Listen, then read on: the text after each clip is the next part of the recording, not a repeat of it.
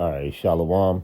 First and foremost, when I start up by giving all praises and glory and honors to Yahweh, Bahashem, Yahweh Shai, Bahashem, Marakah Kodash, and double honors to the apostles and elders of Great Millstone of Rubel.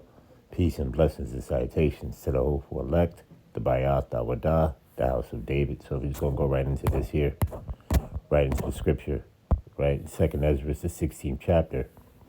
And we'll start at the 15th verse.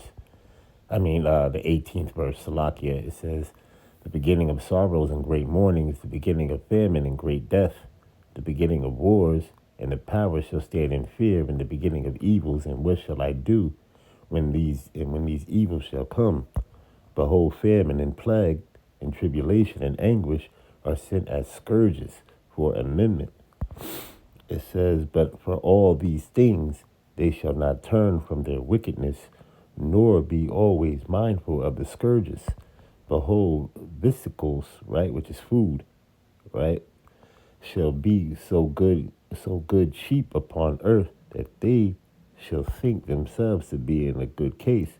And even then shall evils grow upon the earth, sword, famine, and great confusion, right? So it says, for many of them that dwell upon the earth shall perish of famine, and the other that escape the hunger shall the sword destroy. All right, so let's go here. Okay, so it says farmers warn of high food prices over fuel shortages. This is the 9 News in Australia. Let's listen up. Hosking. Brett, thanks so much for your time this morning. What are you hearing from farmers at the moment?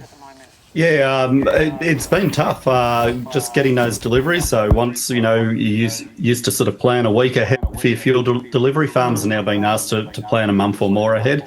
We've seen some rural towns in Victoria run out of fuel on the weekend. Robinvale in particular, 2 service stations completely empty. Wow. Places like Wedderburn, places like Bonnie Doon, it's affecting every corner of Victoria.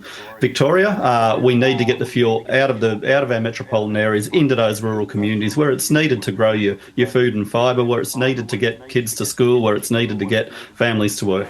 Just on those examples you've given there, have they been replenished yet, or are they still out? Yeah, they keep getting topped up would be the best way to put it. I don't know whether replenished is quite the right word. Replenished implies that they're completely refilled and everything's fine. They're getting top-ups. As we try to sort of spread the fuel across as many areas as possible, then that's about all we can manage at the moment. Well, this is the problem. You've had to take this into your own hands, right, to try and manage it yourselves, and it's almost a day-to-day thing. I mean, the fact that you're even urging Melburnians to ditch their cars and take the trains, I mean, that's how desperate this has gotten. What is at stake here, and why is that so important? What kind of a difference or impact can that actually have? Yeah, so Australian farms run on liquid fuels. It's a reality we can't avoid. We don't have the electricity supply to be able to charge electric vehicles, nor the capacity of those vehicles to be able to do the tasks we require. We don't have a public transport network. We're required to drive long distances, and we need liquid fuel to make that happen. So we need some support to make sure we're getting that liquid fuel to those who need it the most.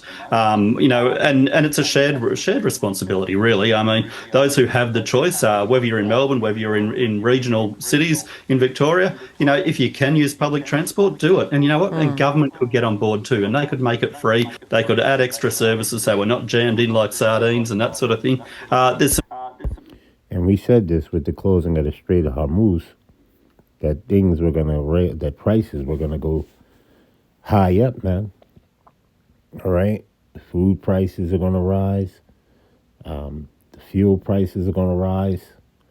You see, there's a lot of things that are occurring as we see. Really simple levers we can pull here. We just need to have the will to do it. Yeah, it's not a bad idea, actually, Brett, especially when you put it like that with the government getting involved. I mean, they hand out free passes often when it comes to public transport. That could be the least they could do. When it actually comes to this prospect of food shortages, talk us through what we're staring down here. What kind of hikes? What would the timeline be? What kind of products are we talking about?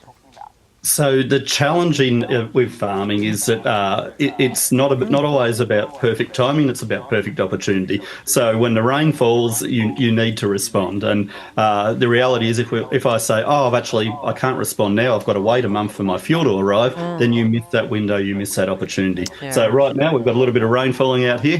Our activities will be determined by this rain that's falling right now. We'll be doing crop protection sprays to manage the moisture in our soil and things like that. So, but we need to get onto them at absolutely the right time, which means we need the inputs, we need the fuel supply to be able to do that. Gee, you must be frustrated, Brett. Oh, look, it's a challenge. We always have challenges in farming, but we look for ways to overcome them continually.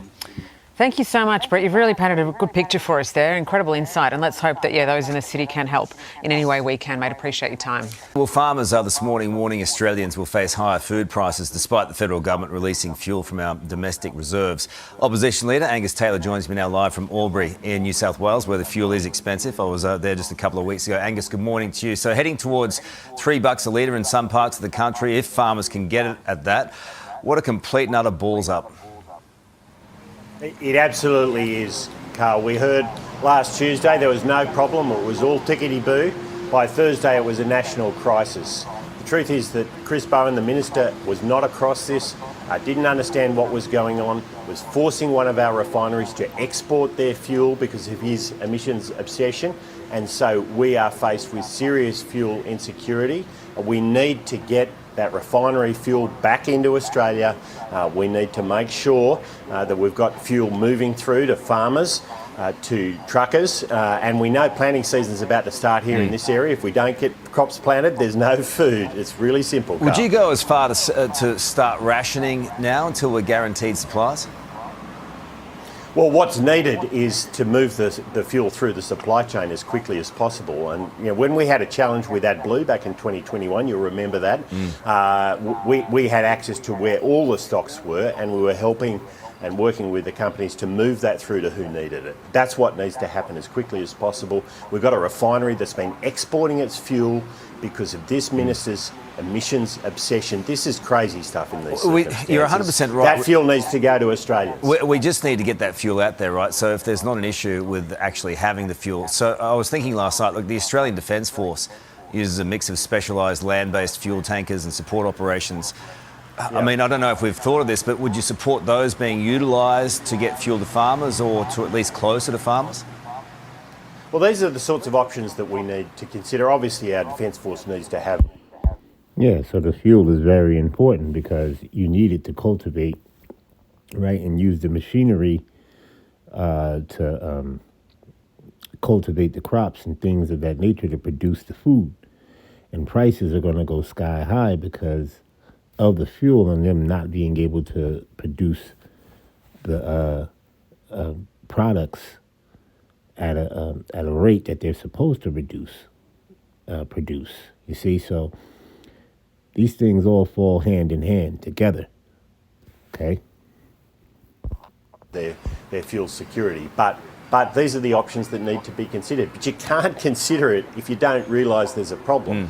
And we've had a government that didn't realise there was a problem and hasn't been taking the appropriate steps. It'd be handy if you didn't close those refineries when you were in government. Well, I kept the last two open. I put the arrangements in place that did You closed that four. Your government closed four, though, right? Well, I, as Energy Minister, saved the last two refineries, Lytton and down at Geelong. And that was important, Carl. It was a lot of work. It was important work. We need those refineries. We also need the upstream oil. This is hugely important. We forget the upstream oil. And this government is making it impossible to get approvals for oil and gas projects. And that is crucial if you're going to have the fuel that you need in your country when you need it. Yeah. I presume you still think this war is a good idea. Would you send the Navy along with boots on the ground? Well, we haven't seen any firm proposal, and we'll obviously consider any support for that when we see it. What we do want is the Straits of Hormuz opened up and fuel moving again, Carl. That's what we all want to see, and I think across the Western world that imperative is strengthening by the day. We begin with the fuel crisis that's crippling the country, with the federal government approving the release of petrol and diesel from Australia's reserves entering the market from today. Food or fuel? That's the decision Aussies could soon be faced with as farmers urge city residents to take public transport. At the same time, the Reserve Bank is preparing for a cash rate hike, meaning more hip pocket pain. We have team coverage for you this morning. Let's go first to Andrea Crothers in Brisbane. Andrea, this fuel injection has been a long time coming. Sarah, this is an extraordinary step. The federal government allowing 762 million litres of petrol and diesel to be released from the National Fuel Reserves. So that move allows 20% of our minimum fuel stockpile to flow into the market. We're told that should start flowing from today. It does come after the government signed off on lower fuel standards, which will see higher sulphur fuel also flow into the market. Now, it does say it's not considering rationing fuel at the moment, nor is it considering lowering the fuel excise. Fuel has increased on average 50 cents per litre across the country in the last fortnight. Sarah. Andrea, thank you. Let's go to Christina Hearn in Melbourne now. Chris, farmers have called out to those in the city.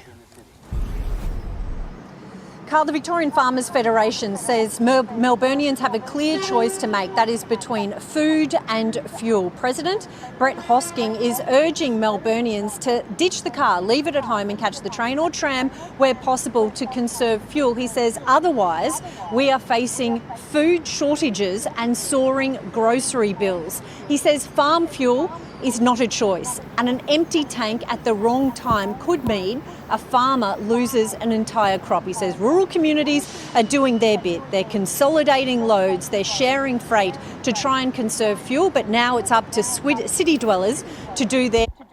Yeah, like I said, without the fuel, it threatens the crops and the food shortage. All right, to produce the crops that is needed. Experts say at this stage, panic buying is to blame largely, rather than a shortage of oil in Australia, for the surging petrol prices. Chris, thank you. Let's go now to Amanda Kopp, who joins us at Parliament House. Amanda, a rate hike is likely. This is going to hurt a lot of households out there. Yeah, it sure is, Sarah. The flow-on effect of these petrol price rises will have wider implications for the rest of the economy. Rising petrol prices means rising costs of almost everything else, and that means rising inflation. So it's the Reserve Bank's job to keep a lid on inflation by raising interest rates. Since the war in Iran began, predictions that may be on the cards are up. Here was Amanda Rishworth on the show a little earlier. We've seen inflation higher than we would like. We've been doing a lot of work to bring inflation down, but there is still more work to do. Now, raising rates might be good economic policy, but it's bad news for households. That decision handed down at 2:30 p.m. this afternoon. Sarah. Amanda, thank you. All right, so with that, I'm going to say shalom.